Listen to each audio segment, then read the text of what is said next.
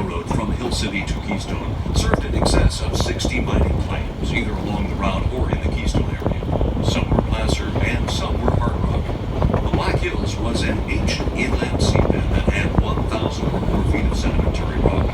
For millions of years, the sedimentary rock eroded away, leaving the hardy granite of the Black Hills.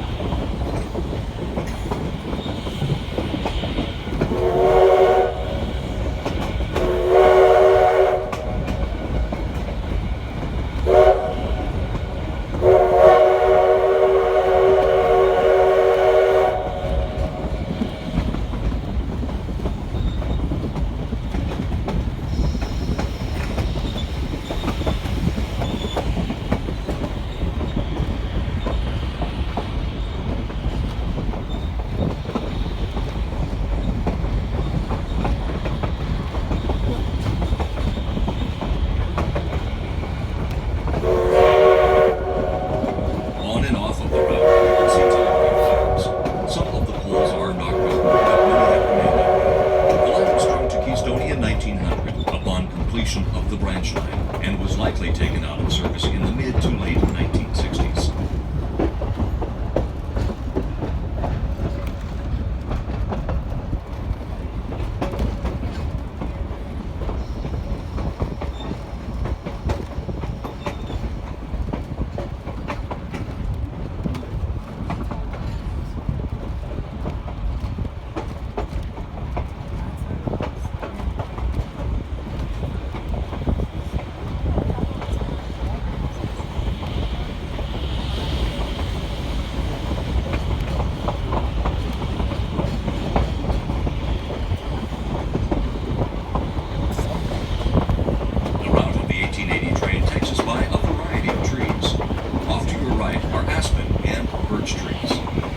Also have the Black Hill spruce and ponderosa pine.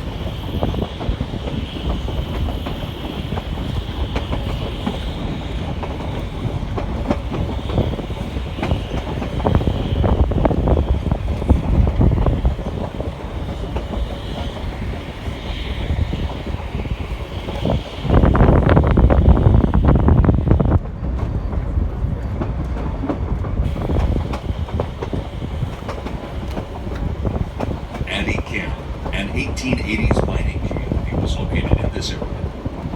The Kennedy House you see on the right once served as the town's grocery store and saloon.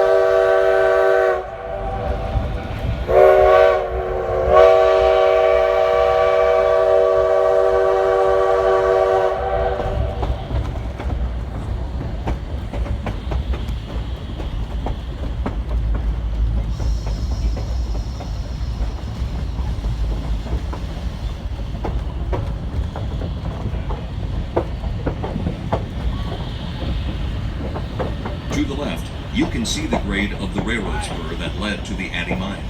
The Addy Mine main shaft dove 800 feet below the Earth's surface. Very little tin was actually found in this mine. Addy Camp was located at the mouth of Palmer Gulch, which you are now entering. A number of small placer mining operations existed here in 1875, and the ruins of some larger industrial mines dating to the 1930s are found on the northwest ridge, which is off to your left. Mining production records show that in 75 years, between 1876 and 1951, $666 million worth of valuables were taken out of the Black Hills. The most value was in gold, bentonite, pegmatite minerals, and silver.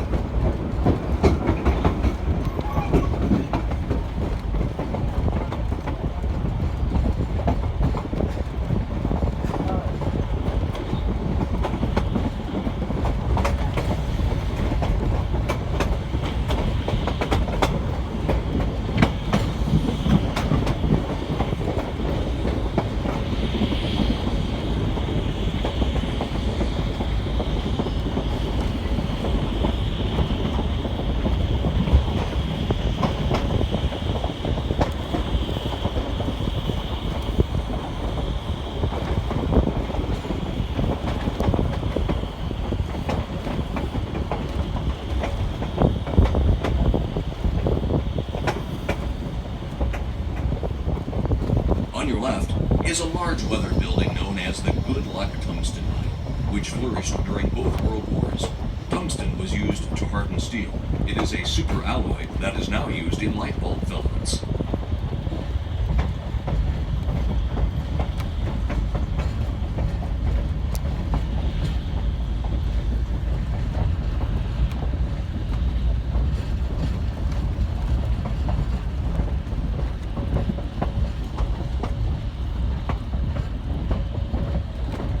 That building looks familiar.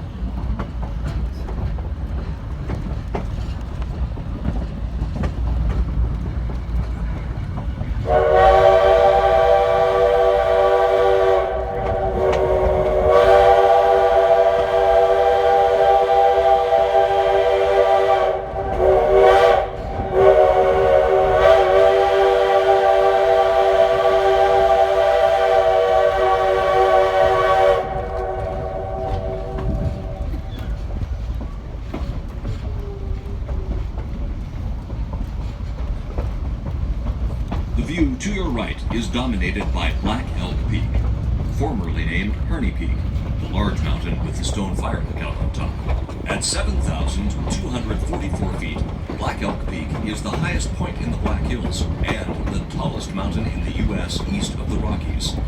Although the Black Hills are only 130 miles away from the eastern slopes of the Rocky Mountains, they are completely separate formations. The 2-billion-year-old rocks you see around you are much older than the 20-million-year-old slopes of the Rocky Mountains.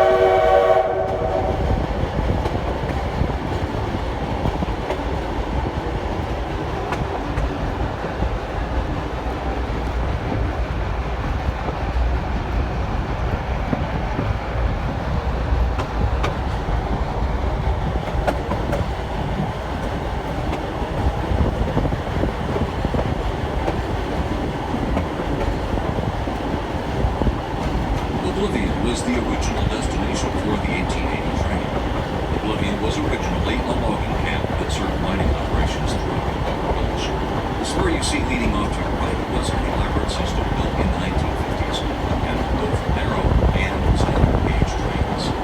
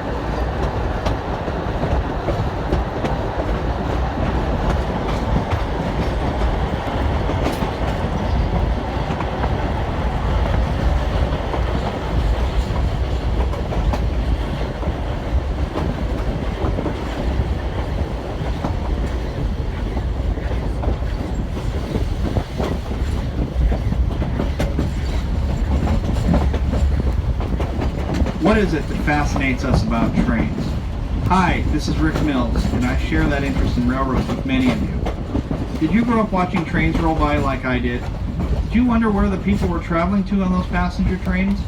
I am sure that you counted the cars on a long freight train as it rolled by, and wondered what was being hauled in the various cars. The railroads are a shared experience for us as Americans. Here in the Black Hills region, the railroads were the major catalyst for settlement, business, growth, and tourism over the past 125 years. The railroads brought my great-great-grandfather and his family to homestead east of here along Lower Battle Creek.